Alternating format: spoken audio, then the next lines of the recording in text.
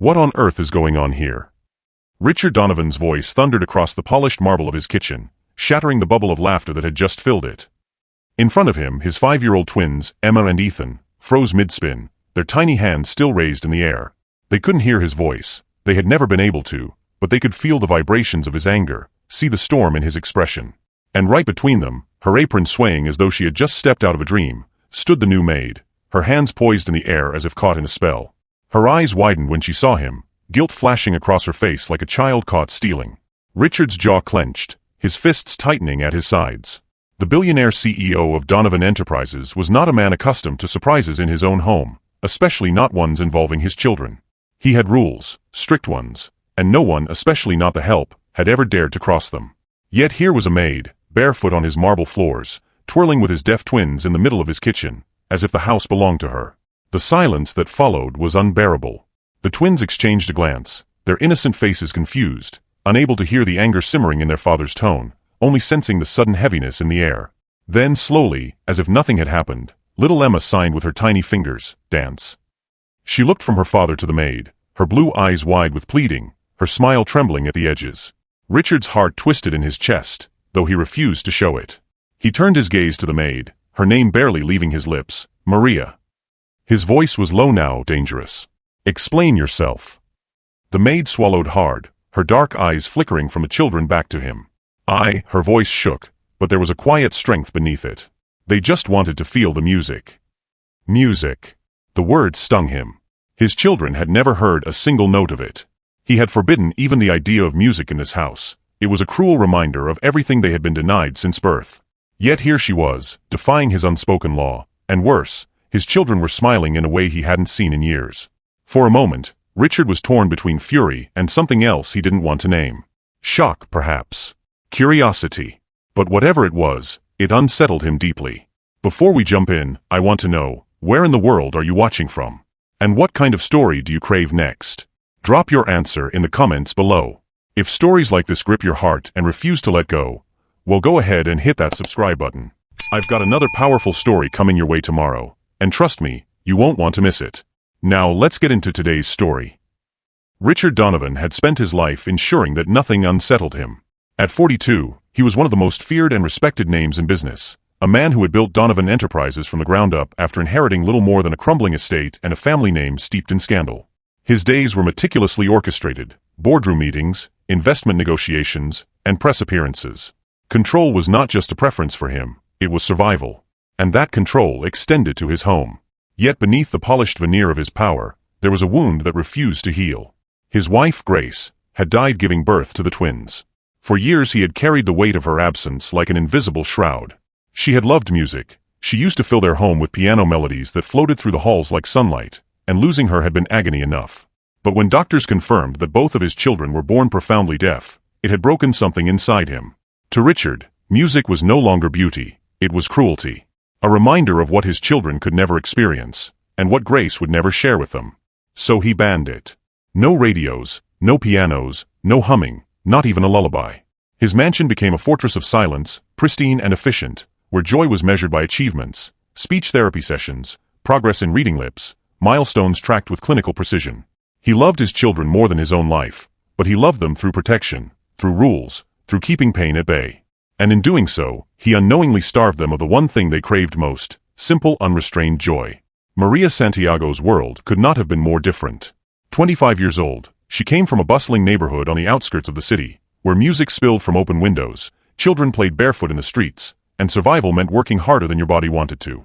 She had grown up the eldest of 5 siblings, dancing barefoot in her grandmother's kitchen while her mother worked double shifts at the hospital. Music for her had been life. It was how her family communicated love when words fell short. But Maria's life had been carved by hardship. Her father had abandoned the family when she was 12, and from that moment she had become more than just a sister. She was a protector, a second mother. She learned to cook, clean, and carry burdens far too heavy for her small shoulders. When her youngest brother fell sick last year, his medical bills mounted beyond what her family could bear. That was how Maria found herself applying for a position as a live-in maid at the Donovan estate. The salary was generous, more than anything she had ever seen, and she had sworn to herself that she would endure anything for the sake of her family. The first weeks in the Donovan mansion had been suffocating. The silence was oppressive, the walls too perfect, too cold. The twins were sweet, innocent children with bright, curious eyes, but they lived as if tethered by invisible chains. Maria had watched them, seen the way they longed for connection beyond lessons and routines. One afternoon, while cleaning the kitchen, she had instinctively begun to sway to the rhythm of a song playing in her memory, humming softly under her breath. She thought she was alone, until she noticed Emma and Ethan staring at her, their little hands mimicking her movements. When she twirled once, they twirled too. When she clapped, they stomped their feet, feeling the vibrations through the marble floor. Their laughter, silent to the ears but so alive in their faces, broke something open in Maria's chest. That had become their secret ritual. Whenever Richard was away at meetings, Maria would dance with them. She would stomp harder, clap louder, pound rhythms on the counter so they could feel the music she carried inside her. The twins blossomed in those moments, their eyes brighter, their smiles radiant. Maria had never seen such hunger for joy in children before, and she couldn't deny them. She couldn't bear to. And yet, beneath her courage, Maria knew the risk. Richard Donovan was a man of rules. She had been warned by other staff never to cross him. He could fire her in an instant, toss her back into the storm of her life without a second thought. But Maria had looked into the twins' eyes, and in them she had seen the same longing she once carried as a child, to be free, to be seen, to be more than a burden. And so she danced, even knowing the consequences. Now, standing before him in the kitchen, Maria's heart pounded with fear. But she also knew she had nothing to apologize for. She wasn't just a maid breaking rules. She was a woman who had given his children a taste of happiness they had been starved of. Do you think Richard's way of protecting his twins, by banning music and joy tied to their deafness, was an act of love, or an act of fear disguised as control? Comment your thoughts below. For a long taut moment, the kitchen seemed suspended between two worlds, the cold, pristine silence Richard demanded, and the forbidden rhythm that still hummed faintly in the air from Maria's dance. The twins, oblivious to the storm brewing, tugged at their father's sleeve, their little faces alight with a joy he had not seen in months. They signed clumsily but eagerly, their small hands moving with urgency. "Dance, Daddy. Dance with us." Richard froze. It was a command he couldn't obey, a request that clawed at the walls he had built inside himself. The sight of their expectant faces twisted his heart with both tenderness and terror. Music had cost him his wife. Music was the language of a world his children would never fully know. And yet, here they were demanding it, craving it, not with their ears, but with their hearts. His gaze snapped back to Maria. "What exactly do you think you're doing?" he said, his voice low, edged with steel. Maria's hands trembled, but she stood her ground. "I was giving them joy," she replied quietly, her accent wrapping around the words with unexpected strength. "They can't hear music, Mr. Donovan, but they can feel it. And they deserve to feel alive." The audacity of her answer stunned him. No one spoke to Richard Donovan like that. His board members deferred. His employees obeyed. Even his own relatives kept their distance, wary of the fortress he had built around his grief. But this maid, this woman barely a fraction of his power, stood before him as if she had nothing to lose. The twins clapped again, urging for more. Emma stomped her foot against the floor, giggling, while Ethan spun clumsily until he toppled against Maria, who caught him with ease. Their eyes pleaded not with their father, but with her. Richard saw it, saw the way they looked at Maria as if she had unlocked a secret he could never give them. Something inside him cracked. A memory surged unbidden. Grace at the piano, swaying as she played, her laughter bright and untamed, her hair catching the sunlight. She had once begged him not to be so rigid, not to smother life with control. And now here was Maria, doing the very thing Grace would have done, bringing joy back into his children's lives through rhythm, through presence, through courage. But Richard was not ready to admit it. Instead, he did what he always did when faced with feelings too dangerous to name. He lashed out. "You are here to clean, not to interfere," he said sharply, his hand cutting through the air like a blade. "You will never do this again. Do you understand?" Maria's throat tightened, but she didn't lower her eyes. "If that's what you wish," she said, though her voice carried a tremor of defiance. "But you should know, you can silence the music, Mr. Donovan. You can't silence their need for it." The words struck him harder than he wanted to admit. He turned away quickly, unwilling to let her see the war in his eyes. Yet as he walked out of the kitchen, the image of his twins clinging to Maria, their faces radiant with unspoken joy, followed him like a shadow. That night, as he tucked them into bed, they resisted the rigid bedtime routine. Instead, Ethan placed his tiny hand over his father's heart, then tapped out a rhythm against his chest. Emma joined in, eyes wide with expectation. For the first time in years, Richard found himself without a script, without control. He stood frozen, while their laughter, silent but dazzling, echoed in his mind louder than any symphony. Something had shifted, and he knew it. He had tried to stop the dance, but in doing so, he had only awakened a hunger in his children he could no longer contain. And in Maria, he had found a challenger he could not easily dismiss. If you were Richard, would you have fired Maria immediately for breaking his rules, or would you have stopped to question why his children were happier with her than with him? Share your thoughts in the comments. The following days unfolded like a slow, dissonant melody Richard could not silence. He tried to tighten the reins of his household, insisting that order be restored, yet the more he pulled, the more the twins slipped from his grasp. Emma and Ethan had always been quiet, content to shadow their routines, but now, after that single forbidden dance, they became restless, eager, and defiant in ways he had never seen. Their eyes seemed brighter, their laughter more insistent, and their hands constantly moved in little bursts of signing that demanded more of what Maria had given them. Richard noticed small things at first. A hum vibrating through the walls when he returned late from work, only to find the twins tapping spoons on the counter, while Maria clapped along to a rhythm they couldn't hear but somehow understood. A sudden burst of laughter echoing down the hall, followed by the sight of Maria leading them in a game of freeze dance, where they collapsed into giggles at their own clumsy pauses. Each time, Richard felt the old walls of his control rattling, and each time, Maria's calm defiance met his attempts to restore silence. What disturbed him most wasn't just the disobedience, but the way the twins now looked at Maria as if she carried something he could never provide. Ethan tugged her sleeve with a trust so natural it stung Richard's pride. Emma buried her face against Maria's hip when frightened, not his. And when bedtime came, their hands signed Maria's story instead of Daddy's story. They weren't rejecting him outright, but the comparison was too clear. Maria made them feel alive, and he made them feel safe but contained. Richard told himself he would end it. He rehearsed the words, "You're overstepping. Pack your things."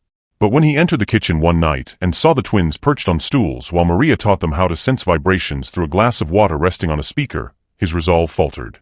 Ethan's little fingers pressed against the surface, eyes widening in wonder as the ripples danced with invisible sound waves. Emma tapped along, laughing silently, before signing, "We can feel it. We can really feel it." Maria looked up at Richard then, her eyes steady, not challenging but asking, "Can you not see what they need?" It left him haunted. At the office, contracts blurred before his eyes as Maria's words replayed in his head. "You can silence the music, Mr. Donovan. You can't silence their need for it." At night, instead of sleeping, he lay awake imagining his late wife, Grace, shaking her head at him with that mischievous smile, whispering, "They're mine too, Richard. Don't bury them in silence." The tension grew sharper, more tangled. His instincts told him Maria was dangerous, not because she was reckless, but because she was pulling at threads of grief he had bound too tightly. Yet every time he considered firing her, he saw Emma's light-filled eyes, Ethan's laughter, and the possibility that Maria was awakening something they could not afford to lose. The turning point came one rainy evening when the power went out. The mansion plunged into darkness, and the twins startled awake, frightened by the storm rattling the windows. Richard tried to soothe them, but they clung to Maria, their hands trembling as they signed their fear. Without hesitation, Maria struck a match, lit a single candle, and began to hum. Though the twins could not hear it, she pressed their palms against her throat, letting them feel the vibrations, then clapped their hands together in rhythm. Slowly, the terror faded. The storm still raged outside, but inside the dimly lit kitchen, Emma and Ethan swayed with Maria, their smiles returning like fragile lanterns in the dark. Richard watched silently, something raw and unfamiliar twisting inside him. It wasn't just gratitude. It was longing, for the sound of his wife's laughter, for the joy he had smothered, for the life he had convinced himself was forever buried. Maria was not replacing Grace, but she was resurrecting the parts of Grace he had buried too soon. And for the first time in years, he felt the dangerous stirrings of hope. Still, Richard wrestled with himself. Was Maria merely bold, or was she a threat to the order he had built? Could he let her stay, knowing she was unraveling his control? Or had she already planted something in his children, and in him, that could no longer be undone? Do you think Richard should surrender and allow Maria's influence to grow, or should he protect himself and his children by shutting her out completely before she digs deeper into his heart? Comment your thoughts below. The answer arrived sooner than Richard expected, hidden in the most ordinary of days. It was a Saturday morning, the kind of morning his housekeeper usually reserved for deep cleaning. Richard had left for the office earlier than usual, hoping to bury his unrest beneath stacks of contracts and meetings, but something compelled him to return before noon.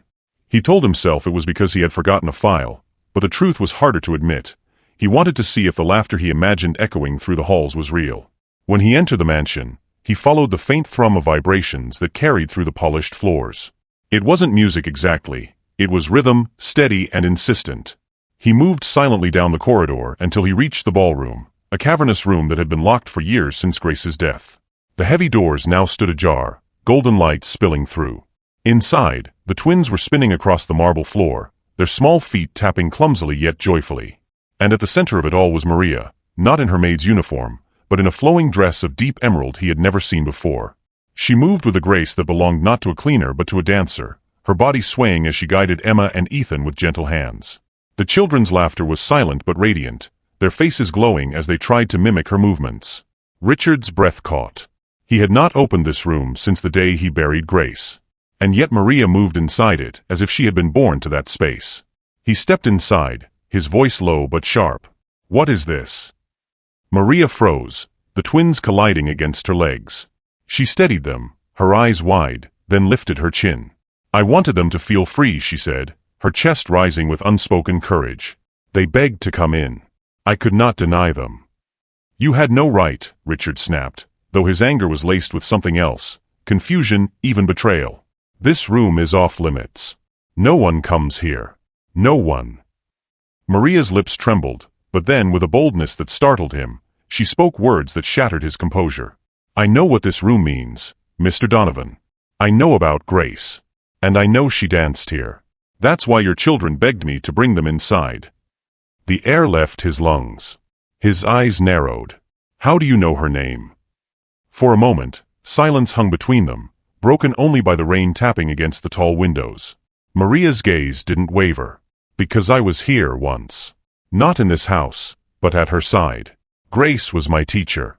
She gave me my first lessons in dance when I was a girl. Before she died, she told me stories about you. About your children. She said if anything ever happened to her, I should never let them grow up in silence." The revelation hit Richard like a blow. Grace, his Grace, had known this woman? Not only known her but trusted her, taught her, confided in her? His world, carefully ordered and explained, tilted violently. He took a step back, his fists clenching. "You knew her, and you didn't tell me?" Maria's voice cracked, but her words came steady. "Would you have listened if I had? You live behind walls, Mr. Donovan. I didn't come here to betray you. I came because when I saw the job posting, I knew fate was calling. I couldn't ignore the children.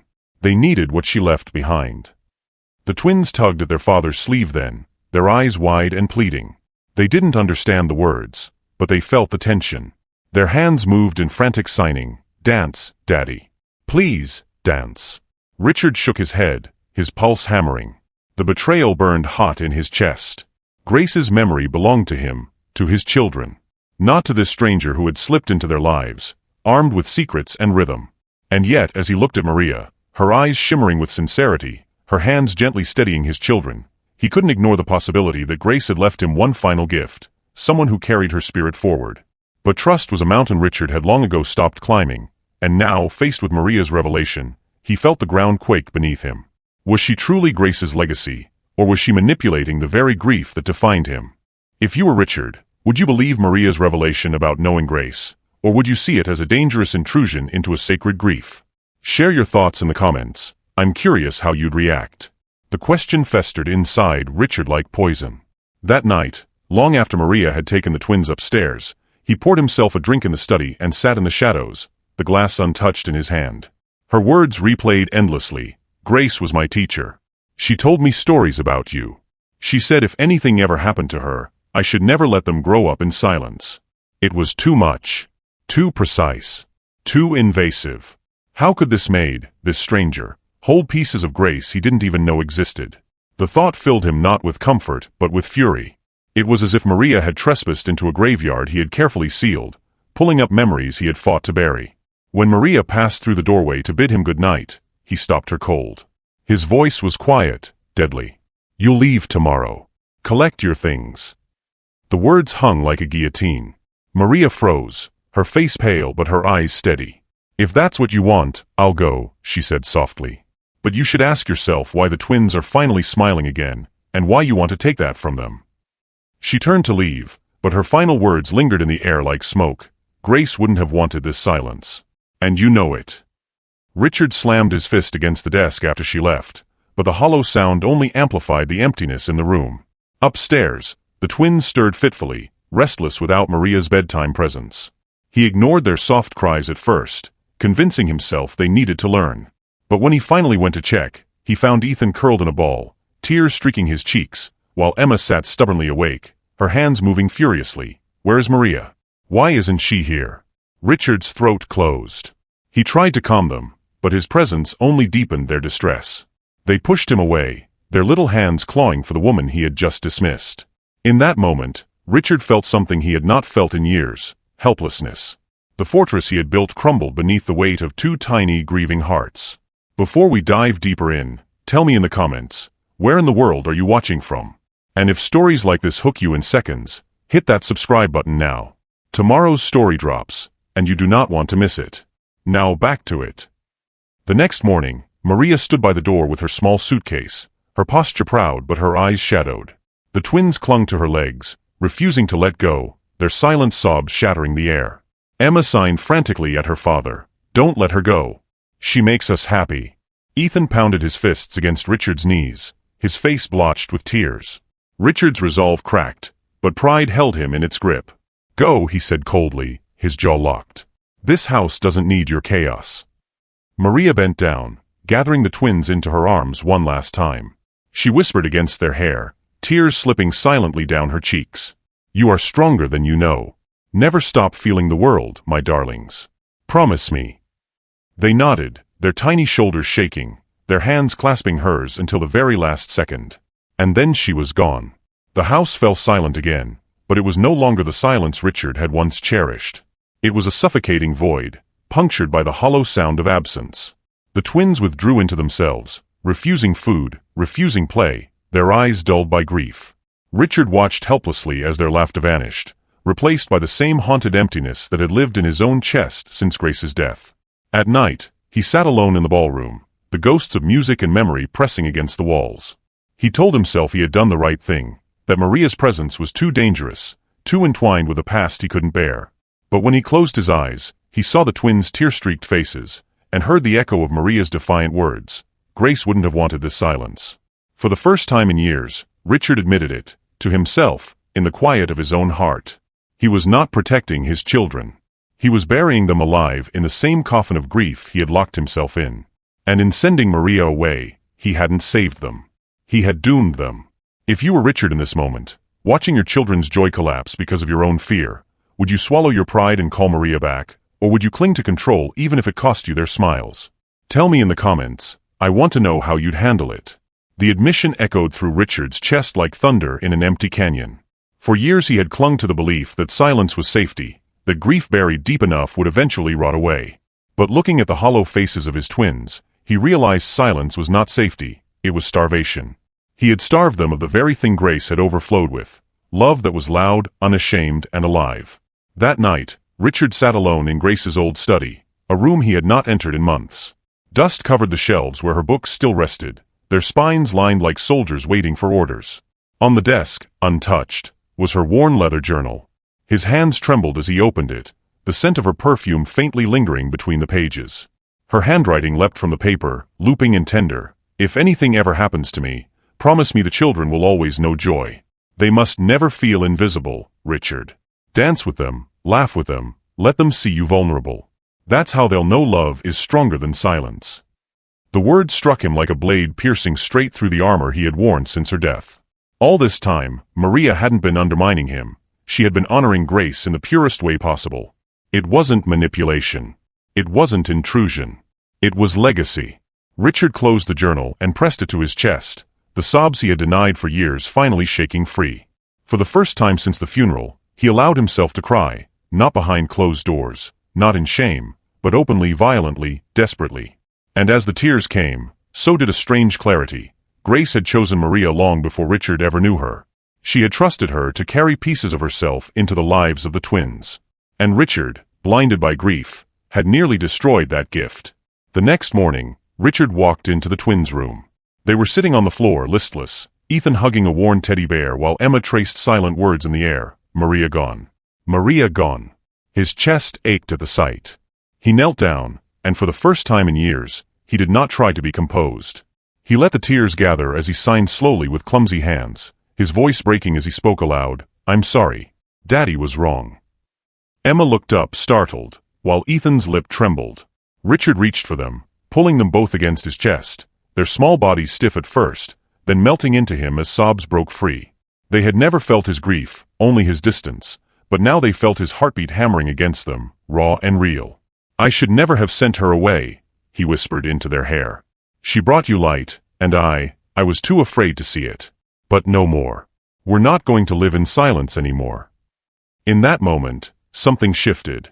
Richard realized strength wasn't found in control or walls, but in surrender to love, to vulnerability, to the terrifying risk of joy. And as the twins clung to him tighter, he knew what he had to do. He would find Maria, beg her forgiveness if he had to, and fight to bring her back. For the first time in years, Richard felt alive, not in the shallow hum of wealth or power, but in the deep burning certainty that he still had a chance to save his family from becoming ghosts of grief. If you were in Richard's shoes, realizing too late that pride had stolen your children's happiness, would you have the courage to humble yourself and beg someone back into your life? Or would you let ego keep you in the dark? Share your thoughts, I'd love to know. Richard wasted no time. By sunrise, he was in the car, speeding across the city, the leather journal clutched in his hand like a compass pointing him home. His driver offered to take the wheel, but Richard refused. This was something he needed to do himself. He replayed every harsh word he had thrown at Maria, every moment he had dismissed her love as interference. Shame burned, but beneath it flickered determination. He found her at her aunt's modest house on the south side, a stark contrast to the mansion's towering gates. The garden was small but alive with flowers, sunflowers, daisies, wild roses, the same ones Maria used to pick and place in the kitchen window of his home, hoping to brighten its lifeless halls. When Maria opened the door and saw him standing there, she froze. Her expression was guarded, her eyes rimmed with red from sleepless nights. Behind her, Richard glimpsed a packed suitcase leaning against the wall. His heart dropped. She was leaving. Maria, his voice cracked, but he forced himself to hold her gaze. Don't go. Please. She stiffened, crossing her arms as though to shield herself. You made it very clear I wasn't welcome. I won't beg for a place where I'm treated like a mistake. Her words cut deep, but Richard didn't flinch. Instead, he stepped closer, holding out Grace's journal. You weren't a mistake. You were the only thing keeping my children from drowning in my silence. And I was too blind to see it. He pressed the journal into her hands, his voice breaking. Grace wrote about you. She trusted you before I ever did. She wanted you in their lives, and I almost destroyed that. Maria's fingers trembled as she took the journal, flipping it open to the page where Grace's words lived like a prophecy. Tears filled her eyes, but her jaw tightened. Words on a page won't erase the way you treated me, Richard. You accused me of overstepping when all I did was love them. Do you know what that did to me? He swallowed hard. Yes. And I will regret it for the rest of my life. But I am asking, not as a billionaire, not as your employer, but as a father who nearly lost everything. Come back. Not for me, but for them. They need you. And if you never forgive me, I'll accept it. Just don't let my pride steal their light again. For a long moment, silence hung between them, heavy and unyielding. Maria's tears fell freely now, splashing onto the leather journal. She turned away, pacing, her breath uneven. The suitcase by the wall seemed to taunt them both. Then, a soft sound broke the tension, tiny footsteps running across gravel.